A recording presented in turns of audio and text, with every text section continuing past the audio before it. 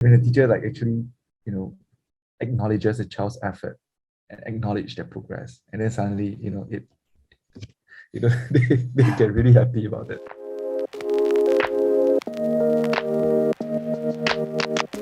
Hello and welcome to the first episode. I'm Felicia, and this is an initiative done by the PataTalks where we talk about social matters in the realm of education. So these are very strange times that we live in, and we're all adjusting to our new realities. Everyone has a story to tell, and I believe that every story connects us to each other and enables us to move forward with hope. In this episode, we are very fortunate to hear one such story. We are joined by a very special guest. Here with us today is Chris from KidsExcel. Hi, how are you? Hi, I'm good. Yeah, thanks for having me. Yeah, no problem.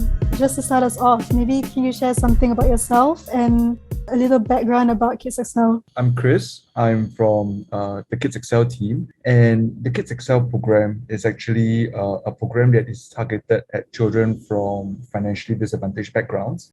And the idea is that we wanted to have a kind of a holistic after-school program, and we wanted to improve on their academic fundamentals and also include some sporting elements into our program. Let's say 7 years old, 8 years old, 9 years old, these kids, you can frighten them to go for the program. You can just say, you don't come for the program, I'll call your parents. But when it comes to like P4, P5, P6, the 10 years to 12 years old, these our kids are very smart. They know there's a bluff, right? And they're just not going to come for the program anyway. So the idea is that if we want to engage them and we want to get them coming for the program, they have to see a point in coming for the program. They have to have a bond with our teachers, with our coaches. So we started to change our model rather than just running it just as an after-school tuition program. We started to have more motivational elements incorporated. Even the mindset, we had training courses for our teachers, to try to realign their mindset. You're not going in there to push your students to achieving B's or A's. We are there to try to get our kids to build their confidence in class, to build their receptiveness towards learning. You mentioned like how you want to motivate students and make them more confident by like creating a bond. So how do you really do that? I think the best way to motivate kids is, or the best way to bond with our kids is through play. When they compete, and they play games and there's icebreaker games, and, they tend to open up. And then they tend to look to you as like, oh, the elder brother or the elder sister, yeah, that they can share their problems with. Usually the people that play this role are our sports coaches.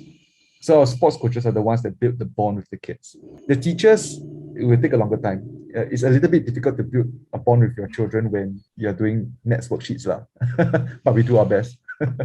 Actually, that's really interesting because I'm in uni. Even in class, sometimes we can get a little bit distracted. But like once we put on like Kahoot, suddenly the whole class like wakes up and everyone suddenly becomes super competitive and we all want to learn. Yeah. We're talking about uni students. Not to mention, let's talk about like primary 4, primary 5, primary 6. These kids they're going to just jump at the games. So you've been with KidsExcel for like a really long time, right? Like around 8 years? Yeah, 9 this year. Oh, 9 years. Wow. I'm just really interested, like what led you to begin your journey in KidsExcel?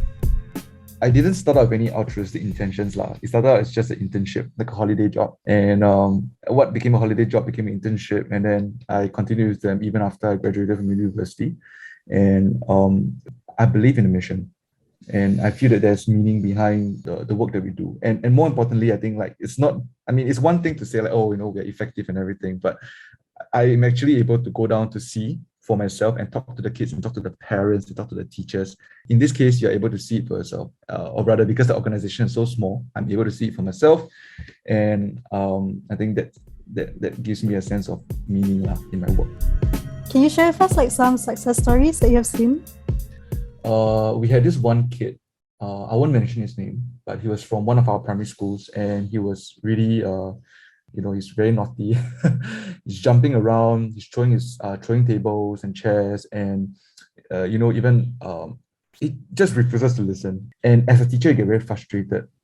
But I think our teachers saw that it was actually a cry for attention. Yeah. So I think he was trying to get attention from his friends, and we recognized that it was something that that needed to be addressed. So rather than punish him, of course we do tell him what is right and what's wrong, but rather than be overly punitive, we actually encourage him to step up. So for one term, he was our class monitor, our KidsExcel class monitor. So he gets to come in and he gets to take like attendance of the kids, and then helps the teacher to set up the projector and things like that.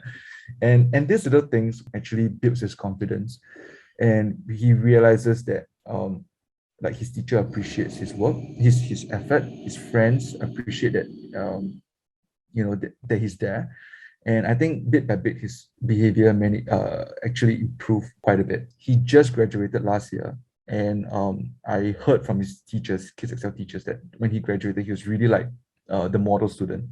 I really feel like teachers are like second parents in a way where they like really help the child.